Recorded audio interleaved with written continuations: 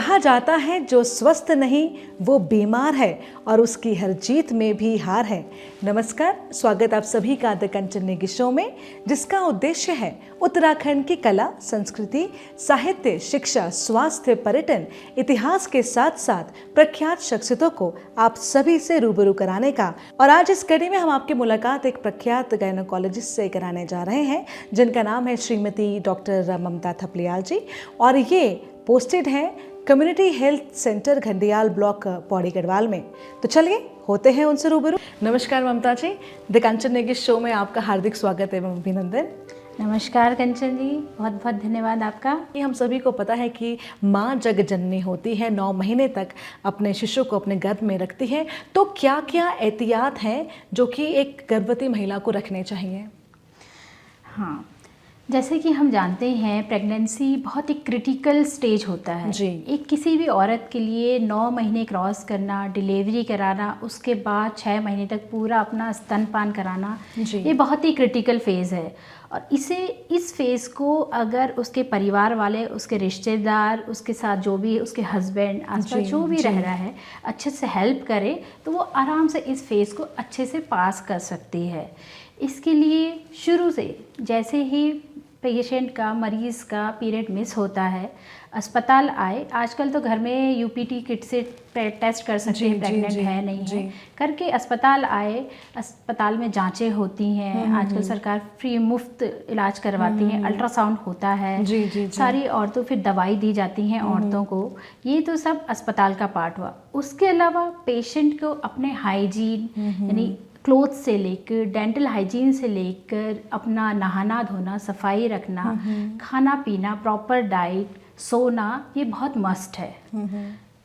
Doctor साहब, पूछना चाहेंगे कि घर में भी लोग डिलीवरी करते हैं बच्चे की, और इंस्टीट्यूशनल डिलीवरी पे सरकार भी ज़्यादा जोर देती है, तो कौन सी बेहतर है और क्यों? ऑब्वियसली इंस्टीट्यूशनल डिलीवरी ज़्यादा अच्छी है, क्योंकि इंस्टीट्यूशन में वी आर यानी स्पेशलिस्ट हैं।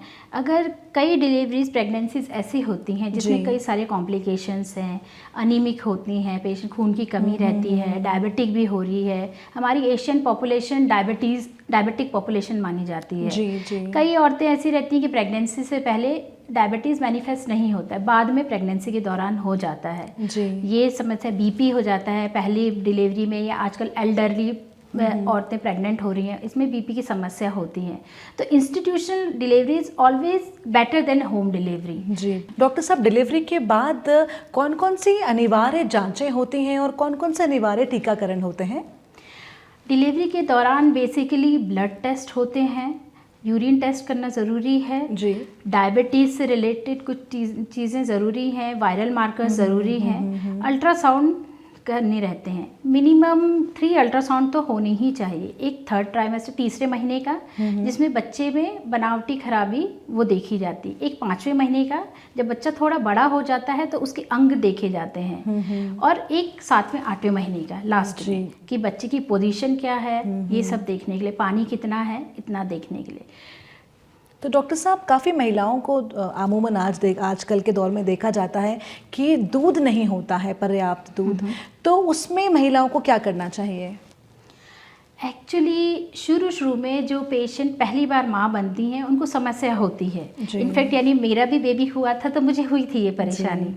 होता है शुरू में, लेकिन ये एक तो मदर को खुद एफर्ट्स लगाने होंगे, ऊपर का पाउडर या दूध, गाय का दूध, बकरी का दूध कुछ भी ना दें, क्योंकि एक बार बच्चा ऊपर का लेना शुरू कर दिया तो माँ का दूध बनना बिल्कुल बंद हो जाएगा। दूसरी बात, पेशेंट का वही अपना खाना पीना, डाइट, हाइजीन, नींद, इन सब का ये भी प्रॉपर तरीके से लेना चाहिए, क्योंकि अगर उसकी नींद नहीं है, बच्चे को हर 2-3 घंटे में फीड कराना है, तो पेशेंट खुद स्ट्रेस्ड रहेगी, इरिटेटेड रहेगी, तो बच्चे को ना वो कराना चाहेगी ढंग से फीड, ना बच्चा कर पाएगा अगर मदर इरिटेटेड रहेगी तो इसीलिए इन सारी चीज़ों का भी ध्यान रखना पड़ता है। जी डॉक्टर साहब, कई महिलाओं को हमने देखा है कि वो शेप में रहने के लिए वो स्तनपान कराती ही नहीं है, तो इसके क्या ड्रॉबैक्स हो सकते हैं माँ के लिए भी और बच्चे के लिए भी?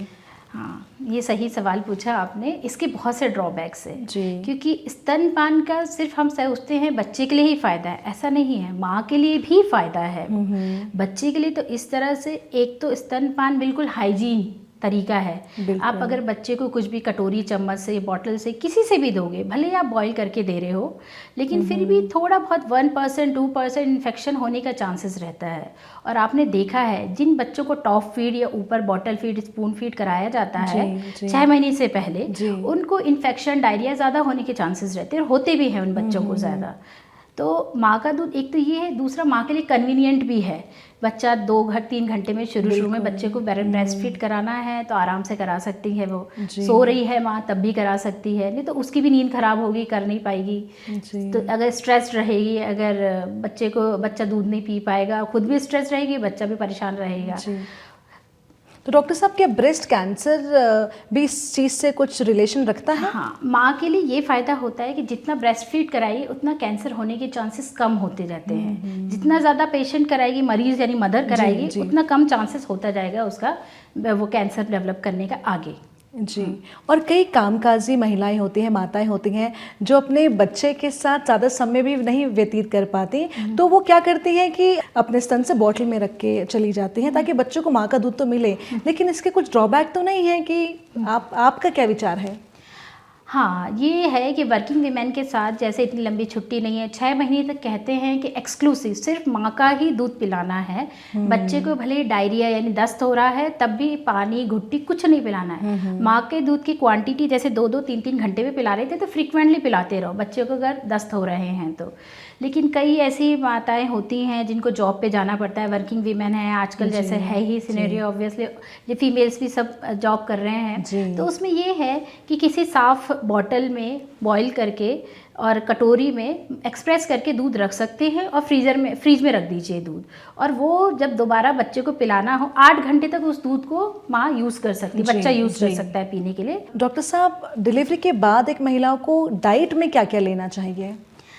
डिलीवरी के बाद जैसे प्रेगनेंसी के दौरान रिक्वायरमेंट बढ़ जाती है खाने की, क्योंकि मदर और बेबी दोनों को देना रहता है। डिलीवरी के बाद और ज़्यादा बढ़ जाती है क्योंकि वो दूध पिला रही है बच्चे को, उसे अपने लिए भी चाहिए न्यूट्रिशन और बच्चे को भी पास ऑन करना है न्यूट्रिशन। तो हरी सब्जियाँ, सारी डाइट नॉर्मल, जो घर का खाना है नॉर्मल, ज़्यादा घी नहीं, ज़्यादा और जंक फूड नहीं, दाल चावल सब्जी रोटी, सारे फ्रूट्स, सारे ग्रीन वेजिटेबल्स जितना खा सकती है माँ, दूध सुबह शाम, बस स्पाइसेस को अवॉइड करना चाहिए। स्पाइसेस, तेल, ये अवॉइड करना चाहिए। ये तो वैसे भी यूजुअली सभी को अवॉइड करना चाहिए, प्रेग्नेंट में तो करना ही चाहिए, प्रेगनेंसी और उसके बाद तो करना ही चाहिए। डॉक्टर साहब, ग्रामीण परिप्रेक्ष्य की यदि बात करें तो आज भी देखा जाता है कि जिस महिला की डिलीवरी होती है उसको अंधेरे से कमरे में रखे और आग जला देते हैं और लोगों का आना जाना भी नहीं रहता है, वो आइसोलेशन में रखते हैं, तो उसके बारे में आपको क्या कहना है? वैसे तो ये गलत चीज़ है, मैं इसे यानी अप्रिशिएट नहीं करती हूँ, क्योंकि क्यों रहे वो अंधेरे में, उसने ऐसा क्या किया है कि वो अंधेरे में रहे, है ना। एक नई जान को दुनिया में लाई है तो ये कोई ऐसा खराब काम तो नहीं है जिसे अंधेरे में रखा जाए उसे। और फिर दूसरी बात, आग तो बच्चे के पास नहीं होनी चाहिए, क्योंकि बच्चे को जब पैदा होता है उसे ठीक है थोड़ा वार्म चाहिए रहता है, तो वो जैसे हम नर्सरी में या नीकू वार्मर में रखते हैं तो टेम्परेचर सेट रखते हैं कि इतना चाहिए बच्चे को तो इतना होना चाहिए। आग का तो कोई आपके पास सेटिंग वो नहीं है, कोई भी रिमोट नहीं है उसका, वो जलेगा और गर्म करेगा तो वो बच्चे को नुकसान करेगा। बिल्कुल। डॉक्टर साहब, जो न्यू बॉर्न बेबी होता है, आपको पता ही है कि आजकल आइसोलेटेड फैमिलीज़ हैं, पहले तो जॉइंट फैमिलीज हुआ करती थी तो कोई ना कोई था गाइडेंस के लिए, लेकिन जो कपल होता है, पहला बच्चा होता है, तो किस प्रकार से किस पोजीशन पे बच्चों को नहलाना चाहिए या क्या, वो सब टिप्स हम चाहेंगे कि आप हमारे दर्शकों को बताएं। हाँ, पहले जिनका बच्चा होता है और अकेले रहते हैं जैसे हस्बैंड वाइफ, तो उनके लिए बच्चों को पालना और बच्चे की छोटी छोटी सी चीज़ों पे ध्यान रखना, केयर करना मुश्किल होता है। लेकिन ये है कि बच्चे को जब भी आप सबसे पहले जब ब्रेस्ट फीड कराते हो तो हमेशा एक तो फीमेल खुद बच्चे पे ना झुके, पीछे स्ट्रेट दीवार से टिक के बैठे और बच्चे को तकिए के ऊपर रखे तब ब्रेस्ट फीड कराए। दूसरी बात, ब्रेस्ट फीड कराने के बाद हमेशा बच्चे को डकार दिलवाएं, जब तक बच्चा डकार नहीं ले लेता उसे नीचे ना लेटाए, क्योंकि ऐसे में उसके सांस की नली में दूध जाने का डर रहता है। तीसरी चीज़, नहलाने वाला ये है कि बच्चे का सर हमेशा पैरों में दोनों पैर जोड़ के रखे और बच्चे का सर ऊपर की तरफ रखे और अपने हाथ से पानी डाल के हल्का हल्का गुनगुना पानी से उसे नहलाएं बच्चे को। जी। सर कभी भी नीचे ना करें, यानी उसकी नाक में पानी नहीं जाना चाहिए। आप पैर जोड़ के और बच्चे का सर ऊपर रखिए, पैर नीचे की तरफ रखिए और तब उससे करिए। या फिर आप स्पंजिंग भी कर सकते हैं हल्के गुनगुने पानी से। जी डॉक्टर साहब, आपके अनुसार कितनी आयु तक बच्चों के फेस पे या बॉडी पे केमिकल्स नहीं लगाने चाहिए? यहाँ मैं शैम्पू या साबुन की बात कर रही हूँ। केमिकल्स तो मेरे ख्याल से 6 मंथ्स तक तो नहीं लगाना चाहिए बच्चे को, क्योंकि बहुत सॉफ्ट स्किन होती है जी। लेकिन आजकल इतने प्रोडक्ट्स आ गए हैं, लोग तो यूज़ कर ही रहे हैं। मेरे ख्याल से 6 मंथ्स तक तो नहीं लगाना चाहिए, क्योंकि बच्चे की स्किन बहुत सेंसिटिव होती है। कई बच्चों को इन ऑब्वियसली ये होते तो केमिकल्स ही हैं, एलर्जिक रिएक्शंस हो जाते हैं, रैशेज हो जाते हैं। डॉक्टर साहब, नॉर्मल डिलीवरी और सिजेरियन वाली डिलीवरी में क्या एहतियात आपको लगता है कि बरतने चाहिए? एक नॉर्मल डिलीवरी में रिकवरी जल्दी होती है जी, है ना, यानी पेशेंट अगले दिन से क्या उसी समय से, नॉर्मल मींस नॉर्मल, बिल्कुल, है ना, हाँ तो उसी समय से खाना शुरू कर देती है, पीना, चलना फिरना सब कुछ, breast feeding with in half an hour शुरू कर देती है। सिजेरियन में थोड़ी सी ये चीज़ रहती है कि ब्रेस्ट फीडिंग थोड़ा टाइम लेता है, यानी 3-4 घंटे लेता है, और खाना पीना एकदम से नहीं शुरू कर पाती है, क्योंकि ऑपरेशन में थोड़ा पेन होता है, थोड़ा उसका मूवमेंट भी रेस्ट्रिक्टेड रहता है कुछ समय के लिए, तो इस वजह से भी वो खाना पीना नहीं खा पाती है, थोड़ा डिले लगता है। फिर दूसरी चीज़ ऑब्वियसली सूचर्स लगे हैं, हील होने में थोड़ा टाइम होता है, तो ये ड्रॉबैक्स तो है सिजेरियन के। लेकिन ये है कि जहाँ बच्चे की लाइफ का और माँ की लाइफ की बात है तो सिजेरियन इज मस्ट कराना तो पड़ेगा ही। जी। और डॉक्टर साहब, पॉपुलेशन कंट्रोल की बात करें या फैमिली प्लानिंग की बात करें तो गर्भ निरोधक उपायों के बारे में आप क्या कहना चाहेंगे? हाँ, ये फीमेल्स में, यानी खास तौर से इंडियन फीमेल्स में तो बहुत ज़्यादा भ्रांति है कि कई सारी गर्भ निरोधक चीज़ें हैं, यानी ट्यूबल लाइगेशन, यानी पेशेंट्स कहते हैं कि दूसरा बच्चा हुआ, बच्चा बंदी का ऑपरेशन कर लो। नहीं, दूसरा बच्चा भी एटलीस्ट जब तक 5 साल का ना हो जाए आप डिस्करेज करिए कि बच्चा बंदी का ऑपरेशन नहीं कराना। उसके अलावा बहुत सी चीज़ें हैं, कॉपर टी है, कॉपर टी बहुत अच्छी है, पहले बच्चे के बाद ही आप लगवा दीजिए। 5 साल की आती है, 10 साल की आती है, गवर्नमेंट ऑफ इंडिया तो 10 साल वाली प्रोवाइड कर रही है। ये है कि जब भी आपको प्लान करना है, ऐसा नहीं कि 10 साल तक ही यानी आप उसके बाद ही बच्चा प्लान करोगे, जब भी आपको प्लान करानी है ओपीडी प्रोसीजर है, ओपीडी में जाके within 2 minutes copper T निकलवाइए, आप अगले महीने से कंसीव करने लग जाएंगे। डॉक्टर साहब, पूछना चाहेंगे कि मेंस्ट्रुअल साइकिल की यदि बात करें तो आजकल बहुत कम उम्र में ही बालिकाओं को ये शुरू हो रहा है और काफ़ी पेन भी होता है, तो क्या आप एडवाइस देना चाहेंगे कि पेन जिससे कि कंट्रोल में रह पाए? एक्चुअली पहले सवाल का जवाब कि कम उम्र में शुरू हो रहा है जी। एक्चुअली आजकल हमारा खाना पीना, स्ट्रेस लेवल, फिजिकल एक्टिविटी नहीं हो रही, इस वजह से धीरे धीरे जो मेंस्ट्रुअल मेनार्की की एज है, यानी मेंसेस जब शुरू होते हैं धीरे धीरे कम हो रही है, ओबेसिटी बढ़ रही है फिर लड़कियों में, तो हार्मोनल इम्बैलेंस की वजह से ये सब मेंस्ट्रुअल साइकिल जल्दी शुरू हो रही है। दूसरी बात पेन का कई लड़कियों का होता है मेनली, इसके पैथोलॉजिकल यानी पैथोलॉजी भी हो सकती है और नॉर्मली भी होता है फीमेल्स को, अनमैरिड लड़कियों को, स्पेशली लोअर एब्डोमेन में ज़्यादा होता है। उसमें रहता है कि एक एंडोमेट्रोसिस करके होता है, वो भी हो सकता है लड़कियों को। किसी को बहुत ज़्यादा मेंसेस में पेन है, इंजेक्शन दवाई किसी से आराम नहीं मिल रहा है, तो एक अल्ट्रासाउंड करा के देखिए कि कहीं एंडोमेट्रोसिस तो नहीं है। एंडोमेट्रोसिस एक तरह की पैथोलॉजी है जिसकी वजह से फीमेल्स को, लड़कियों को इनफैक्ट रिप्रोडक्टिव एज में भी जो फीमेल्स हैं और भी बड़ी महिलाओं को पेन होता है पीरियड्स में बहुत ज़्यादा। लड़कियों को अगर ऐसा कुछ भी नहीं है फिर भी इन्हें पेन हो रहा है तो कई बार उनको इंजेक्शन भी देना पड़ता है, टैबलेट्स भी देते हैं। जैसे इनको पता है, लगता है लड़की को कि पीरियड आने वाला है, तो उसी समय से सुबह से ही आप दवाई ले लें, सुबह शाम पेन किलर, हाँ पेन किलर ले लें।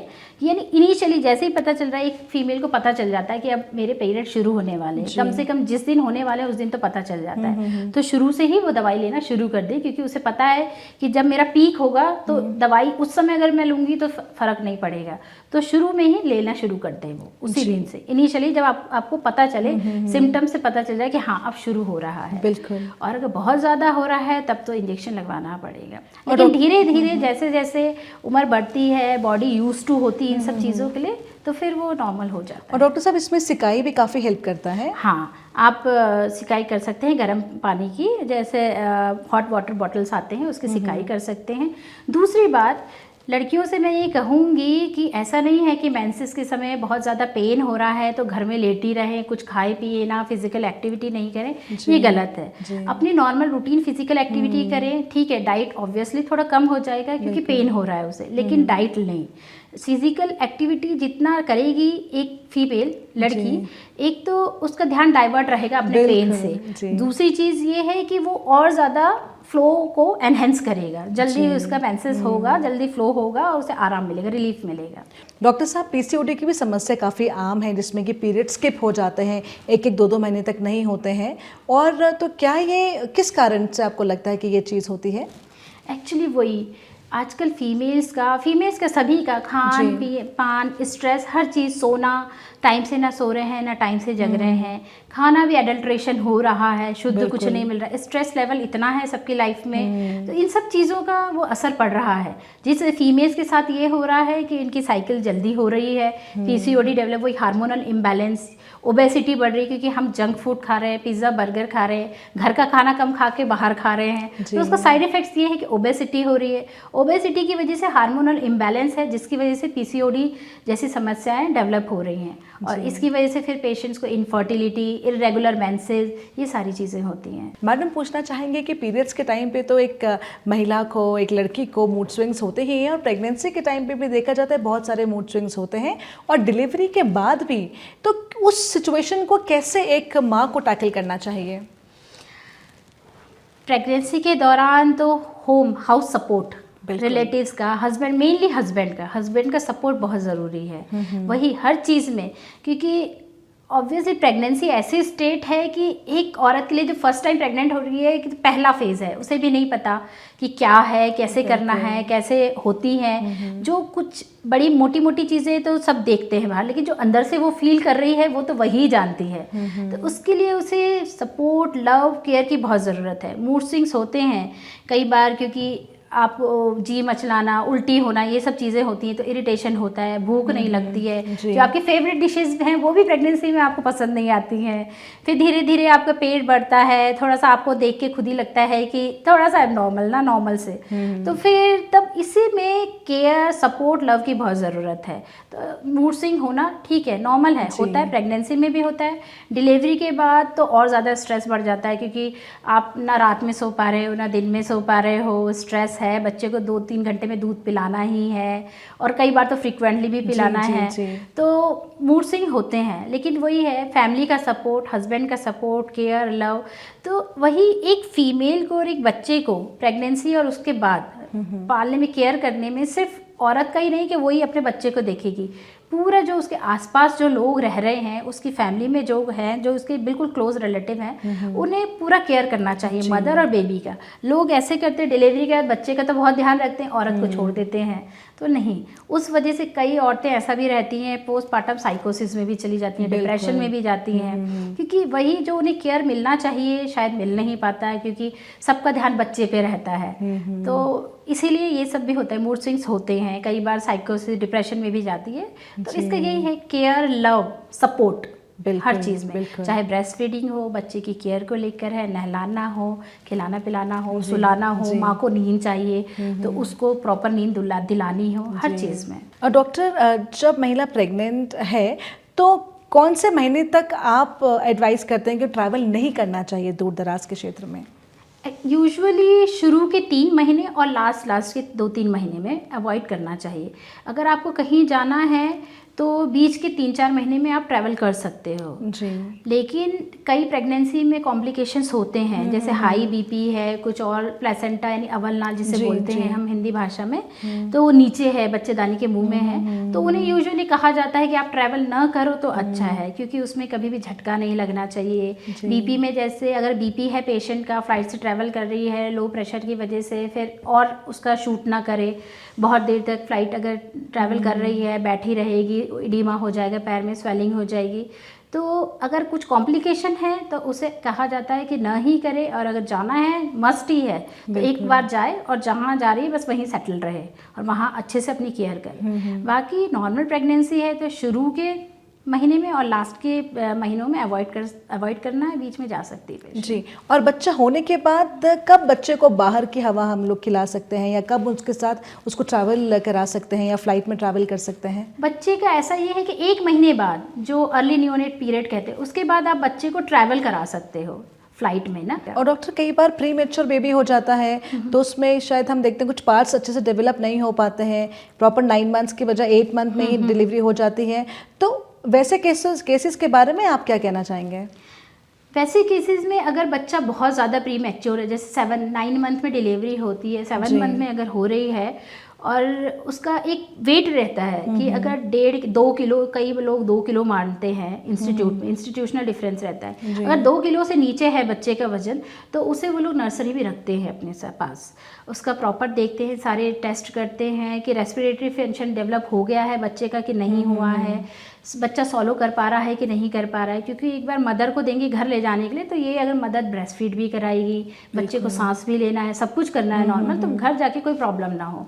तो ये सारी चीज़ें फिट होने के बाद यूजुअली अगर बच्चा 2 किलो का है तो उसे मदर साइड दे देते, यानी मदर को दे देते। अगर 2 किलो से कम है तो उसे प्रॉपर इन्वेस्टिगेशन करके, सारा सिस्टम उसका चेक करके कि सब ठीक है, बच्चा मदर को हैंडओवर करने लायक, तब उसके बाद ही बच्चे को हैंडओवर किया जाता है। और अमूमन कितने दिन में हम बच्चे को नहला सकते हैं प्रॉपर्ली? स्पंज तो चलिए आप करते ही हैं, पर आप क्या एडवाइस करेंगे? यूजुअली कहते हैं तो 24 से 48 आवर्स तक नहीं नहलाना है, उसके बाद आप नहला सकते हैं बच्चे को। और डॉक्टर साहब कई ऐसे केसेस हैं कि जो कि ट्राई करते हैं लेकिन बच्चा नहीं होता है, काफ़ी सालों बाद होता है, तो उस सिचुएशन में क्या उन्हें डायरेक्टली डॉक्टर के पास तुरंत आना चाहिए, या क्या आप क्या कहना चाहेंगे इस बारे में? अगर 35 साल से, अगर औरत 35 साल से कम है और 1 साल तक हस्बैंड वाइफ दोनों साथ में रह रहे हैं, कोई मेथड कॉन्ट्रासेप्शन का यूज़ नहीं कर रहे हैं, तब हम कहेंगे कि हाँ अब इन्हें इलाज की ज़रूरत है। लेकिन अगर कोई औरत फीमेल 35 साल से ऊपर है और 6 महीने से वो लोग ट्राई कर रहे हैं विदाउट यूजिंग एनी कॉन्ट्रासेप्शन, तब फिर उन्हें जांच की ज़रूरत है, क्योंकि एज बहुत बड़ा फैक्टर है इनफर्टिलिटी में। डॉक्टर साहब, आप इतनी प्रख्यात गायनेकोलॉजिस्ट हैं, आप ही से हम पूछना चाहेंगे कि आप हमारे दर्शकों को क्या संदेश देना चाहेंगे लिंग भेदभाव के, कि वो लिंग भेदभाव ना करें और बेटी के होने पे भी उतनी ही खुशी जताएं जितना कि बेटे के होने पे। आपका संदेश हमारे दर्शकों के लिए? हाँ, मैं ये कहना चाहूँगी कि आज के सिनेरियो में बेटा बेटी में कोई अंतर नहीं है। हम भी बेटी हैं, बिल्कुल। हमारे पेरेंट्स ने हमें पढ़ाया, डॉक्टर बनाया। आप भी अपने बेटा हो बेटी हो, कोई फ़र्क ना किए बिना उनको अच्छी एजुकेशन दीजिए। लड़की होगी वो आगे अच्छा कुछ पोस्ट लेगी, अच्छे कुछ मकाम हासिल करेगी, तब भी आपका नाम रोशन होगा। और जहाँ तक कहते हैं कि लड़का हमारा वंश बढ़ाएगा, पास में रहेगा, ये तो आजकल कुछ नहीं हो रहा है। बेटा हो या बेटी हो, नौकरी के लिए सब बाहर रह रहे हैं, है ना। तो इसीलिए, और मुझे जहाँ तक लगता है कि फीमेल्स, बेटी फिर भी इमोशनली ज़्यादा अटैच रहती है अपने पेरेंट्स से। बिल्कुल। तो मैं यही कहना चाहूँगी, बेटी होने पे कभी दुख मत करिए, अच्छे से बस अच्छा पढ़ाइए लिखाइए, अच्छी एजुकेशन दीजिए। ये मत सोचिए कि उसके दहेज के लिए जोड़ना है। अगर आपने उसे अच्छी शिक्षा दे दी, उसे अपने पैरों पे खड़ा कर दिया, तो वही दहेज जोड़ लेगी अपना, और वही दहेज होगा आगे के लिए। बहुत खूब कहा डॉक्टर साहब। डॉक्टर साहब, आपसे बात करके बहुत अच्छा लगा, बहुत कुछ सीखने को हमें मिला। मुझे उम्मीद है हमारे दर्शकों को भी हमारा ये वाला एपिसोड भी बेहद पसंद आया होगा। चलते चलते कहना चाहूँगी कि अपने स्वास्थ्य को अच्छा बनाए रखें और मुश्किल घड़ी में भी अपने चेहरे पे मुस्कुराहट बनाए रखें। और इन्हीं पंक्तियों के साथ और इस उम्मीद के साथ कि द कंचन नेगी शो की टीम फिर हाजिर होगी अगले शनिवार रात 9 बजे सिर्फ दूरदर्शन उत्तराखंड पर। आप फिलहाल हमारे आज के मेहमान श्रीमती डॉक्टर ममता जी को और मुझे यानी डॉक्टर कंचन नेगी को दीजिए इजाज़त। नमस्कार। नमस्कार।